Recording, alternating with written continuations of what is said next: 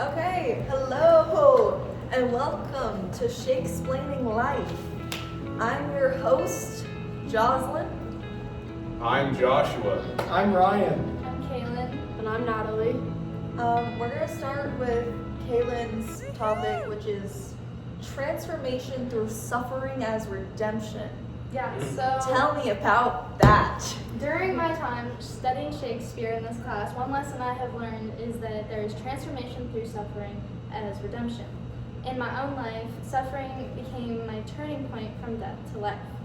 We see this in Shakespeare play, The Tempest. Prospero suffers exile and betrayal by his own brother, Antonio, and he struggles with the need to get revenge on himself, but ultimately he chooses forgiveness, and by doing so, he restored harmony and balance to the island, his relationships, and the natural order of things when he gave up magic. In Scene 5, Act 1, he quotes, "The rarer action is in virtue than in vengeance. Thy being penitent, the sole drift of my purpose, doth extend not a frown further." In an article I read in Sarah Pennick's article, she discusses suffering redeemed through four faith postures: memory, solidarity, hope, and mystical faith.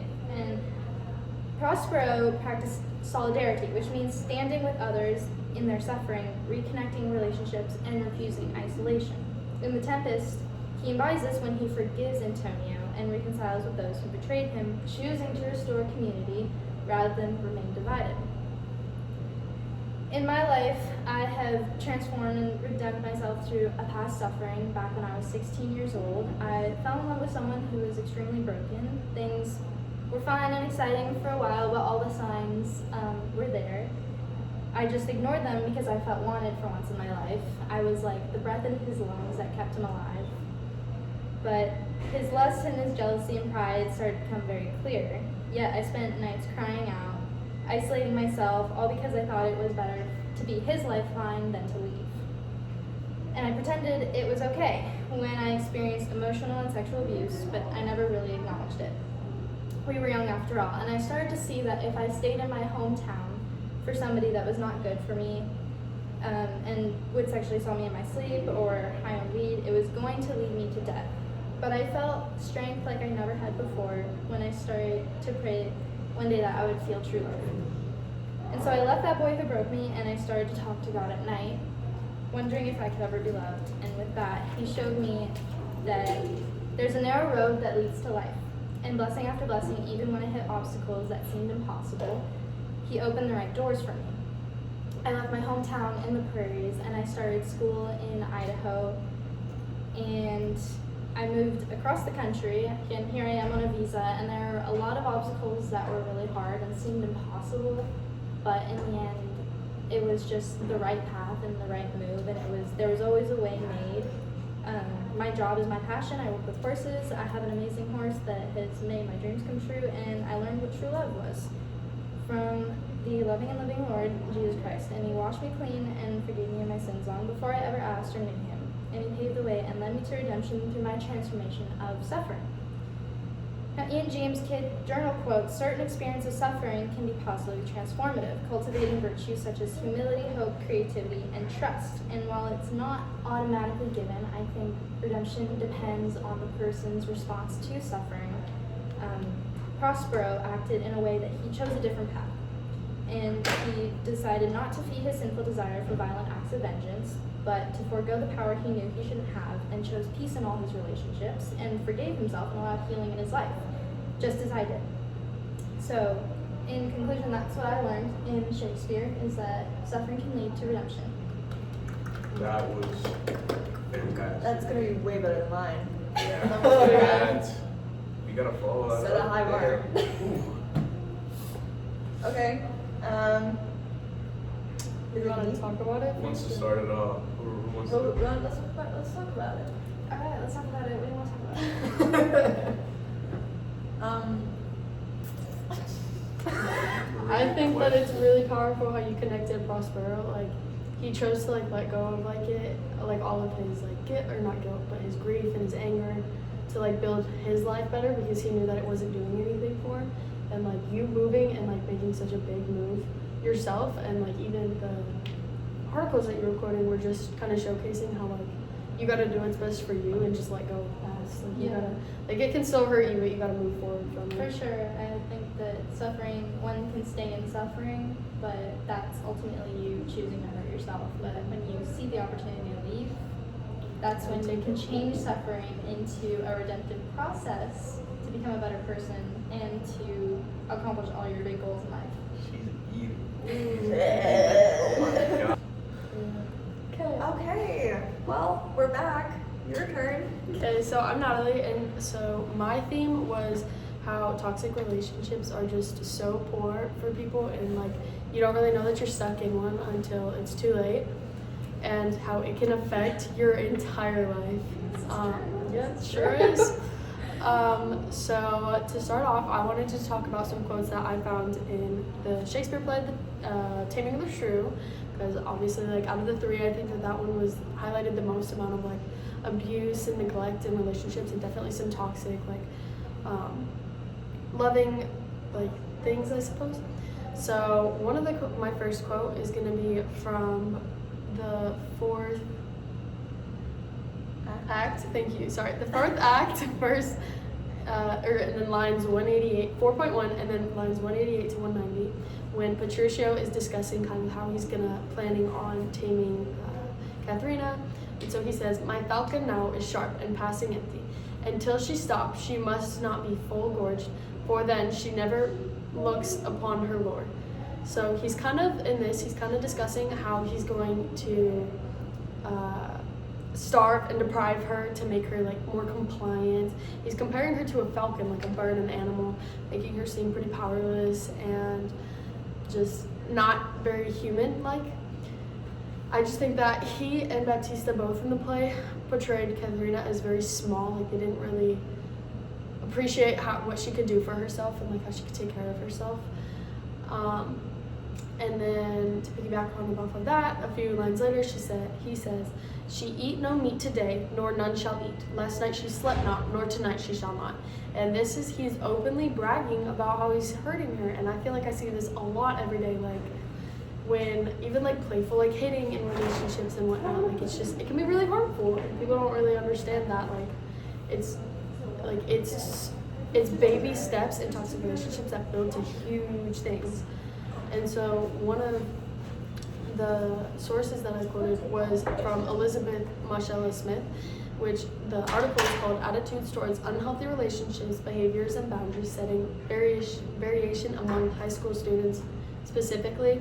And while both Bianca and Katharina's like age isn't necessarily stated specifically in the play, like we can kind of assume they're probably in their late teens because of like the time period and like their ability to have children was like so young then.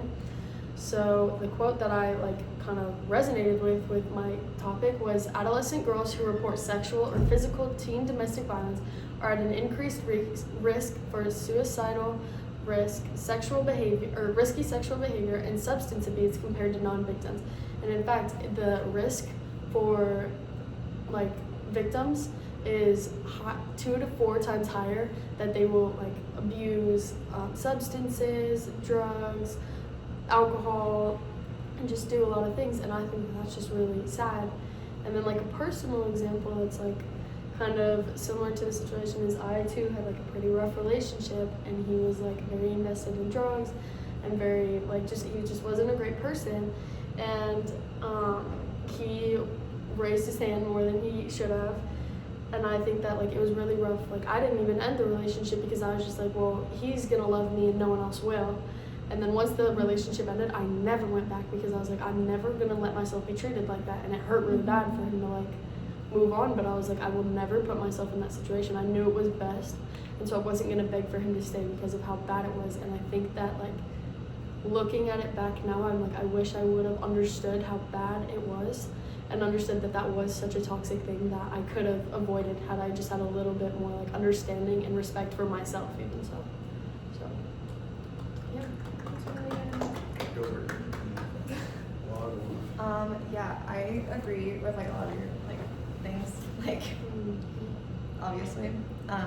What was that quote? What were the quotes you did From the play? Yeah. So I did, "She eat no meat today, nor none shall eat. Last night she slept not, nor tonight she shall not." yeah, I was gonna mention that in my. Perfect. I was gonna mention that in my thing about how, like, Catherine was definitely like powerless in her relationship and how she like, you know, just was very alone in that. Like once she did get married, like she was like basically alone for her like whole entire like childhood, because she was neglected by her father. And I was going to mention in Act 4, Scene 3, when she was telling the servant about how she was starving. And yeah, basically mine is about power dynamics in familial relationships and the feeling of powerless that like accompanies that. I chose this topic because like this year especially I felt very like powerless in like a lot of ways. Back in January, like my 11-year-old cousin passed, and it was kind of rough, and like I just felt very powerless in that area because you know, obviously, like what's happening, and I just like felt like, you know, it was like a big thing for a lot of my family, like they were pushing like a lot of their like religious beliefs on me during that time. Which I am not religious and they all are, and so they pushed a lot of that on me, and it just was this feeling of like, oh, I don't belong here. Like it just was very like lonely, and where was I going with that? It was going somewhere. Yeah, basically my article is talking about how in your like, it's from the BMC psychiatry book, about how people will, like with poor relationships with their parents, like growing up, they will become more, you know, depressed in the future.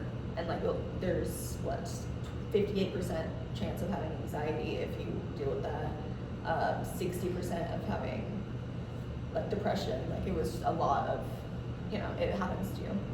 And so that will often make you feel powerless in situations because of that depression, and it causes that like kind of snowball effect. Yeah. I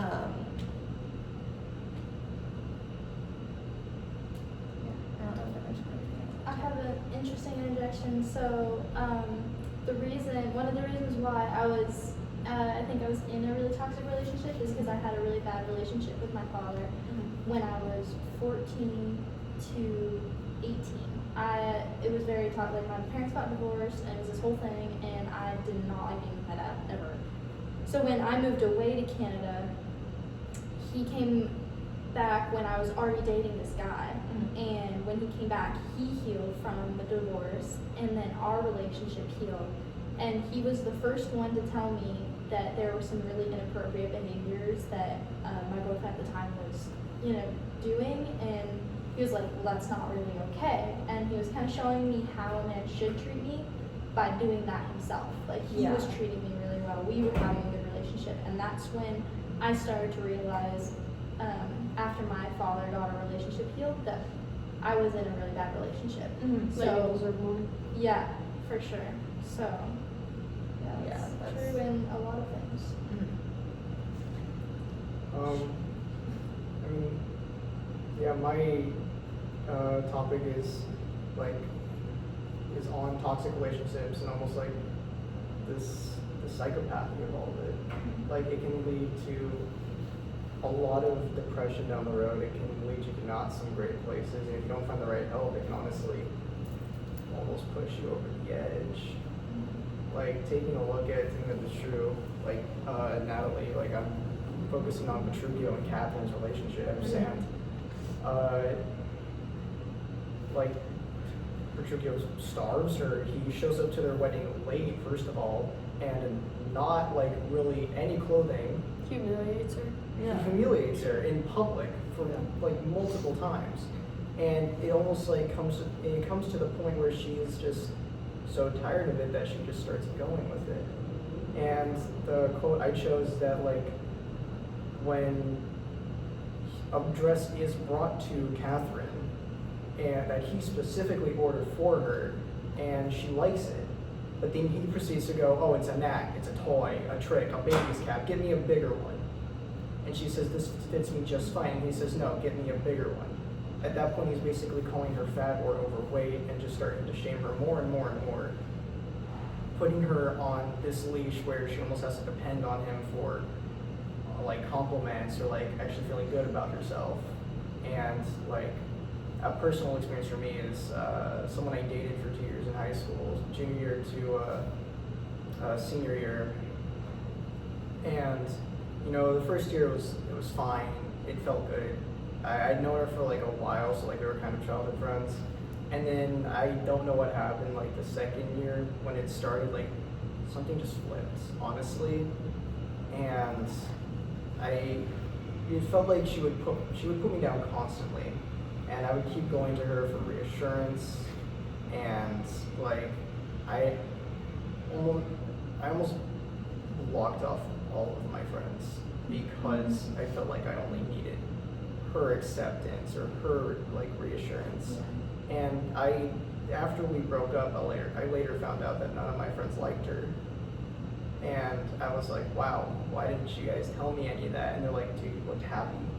We didn't want to hurt you for that. We didn't want to ruin you. And it was just, it got really bad to the point during a out-of-country trip with the high school was our 2-year anniversary. And one of my friends had gotten stuck at the airport, and I was trying to help him like talk to the teachers about it, because like there was racial issues at the gate with the TSA agent and him, and it wasn't great. And I was late to our dinner, and she's like, where the hell were you? I've been sitting here by myself, blah blah blah this, blah blah blah that. I'm like, oh, I was helping with our friend. She's like, I don't care. You have to be here with me by my side all the time. And that really should have been a red flag, but I just chose to ignore it because she, quote unquote, made me happy at the time. And like a week or two after, she broke up with me, and that just, I went into a very dark place and got very suicidal.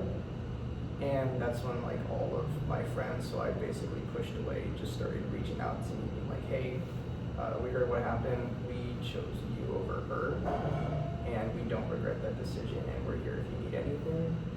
And honestly, if they hadn't reached out, I don't know what might have happened. And looking back at Catherine and Petruchio, I honestly don't see a way for her to get out of her relationship anymore because of how much she is now under Petruchio's thumb. Yeah. Because at the end of the play, she goes through that huge monologue about how you must obey your man, how a woman must be this way to her man. Yeah, because it's like so much. He control over put her. so much control over her. She has basically become a puppet to him. Yeah. And it's in my source, Toxic Relationships, the Experiences and Effects of Psychopathy in Romantic Relationships. It describes psychopathy as a syndrome characterized by interpersonal, affective, lifestyle, and social deviance features. And I have a feeling that Petruchio acts this way constantly because of his lifestyle, his high, rich lifestyle where he feels untouchable. I feel like he can do whatever he wants to other people, especially with the way her father basically gave him money just to marry her. Yeah. Oh my God. Thank you all for sharing so much. I did not have an event as personal as you guys, but I don't know, kind of to piggyback off of you a little bit in the sense that like, yeah, like, Toxic relationships. I don't really believe in like high school love and whatnot, but I'm so young and I'm a freshman, but like, kind of the same thing, like, I was talking to a girl and everything, she sort of made everything about her, and it kind of, like, it ruined the whole friend group in a sense that, like, everyone wanted to do one thing, but if it wasn't to her standards, she wasn't going to happen, so, and I don't know, I think in a relationship when one another can morally respect one another, I think that's a clear sign that probably time to get out, because I don't know. I think it goes both ways. Like, you shouldn't be, excuse my French, you shouldn't be a dickhead either as the boyfriend or the girlfriend or whatever your relationship status is. But my topic's a bit different, not a bit, quite a lot different, because in the sense that I chose forgiveness and how there's a variety of different ways to forgive one another, and how important it is to forgive or not to forgive. In the sense that, like, I mean, for instance, you have like your friends. Like, of course you're gonna forgive your friends and like your family different than you would forgive your significant other. That's just, it's a different level of, like, it's a different personality. Like level So of trust. yeah, exactly. So like, in the sense that, like, I fight, like, I'm the youngest of four, and me and my brother literally fight every day over some dumb shit. He's my friend, all the time. But of course, like, I'm not gonna ever stop having a love for my brother. I mean, he's my brother, and I feel like that's the same way for most people. Whereas in the sense of like a relationship, where if it's just like over and over and over again, one person is constantly forgiving the other, I don't think, like, forgiveness goes both ways. Forgiveness goes both ways. It shouldn't just be one forgiving the other every time there's an incident. That's not gonna, nothing's gonna get better as a result of that. So I think people who forgive each other due to the fact that they know they were in the wrong, whatever it was that caused the argument or whatever it escalated to, I think whoever started said incident, the perpetrator, I think they always need to be the bigger person and step up and acknowledge the fact that they've done wrong. Kind of to connect it, like, to Tammy of the Shrew, like, if Baptista would have just apologized to Kat because of the way he treated her all throughout her childhood, and taken accountability for, like, hey, maybe the way she's acting now is probably due to the fact that I wasn't exactly the best role model towards her. Like, obviously he did his parent duties in the sense that he fed her, he housed her, he kept her clothed, but like, I feel like as a father, if you're not protecting your child who's being verbally abused just because she's slightly different than everyone, and I feel like everyone's entitled to being different, that's what makes everyone different. I feel like if you're not respecting that, you're not protecting them, for, like, you're just a terrible person, I guess. Like, I don't want to exactly say a terrible person, but you're not a good individual if you don't take accountability and realize that, hey, maybe the way someone is probably because of what I put them through. So I don't know. That's kind of, I have to piggyback off of some heavy trauma, so I think that was a good end though, because I feel like in everyone's we all kind of forgave someone. Yeah. It was forgiveness, I feel like all of ours, we're like, oh, Yeah. And then, one of my, in an ABC news article, said there was 4 types of forgiveness, and I feel like in this, you kind of saw a version of all of them, because there's people who seek the forgiveness, those who forgive, people who forgive themselves, and then people who look to God for forgiveness. I feel like I saw a little bit of that in everyone's personal experience and in their topic. I feel like everyone had a little bit of everything. It's beautiful. It's beautiful. So sweet, so beautiful. That's good.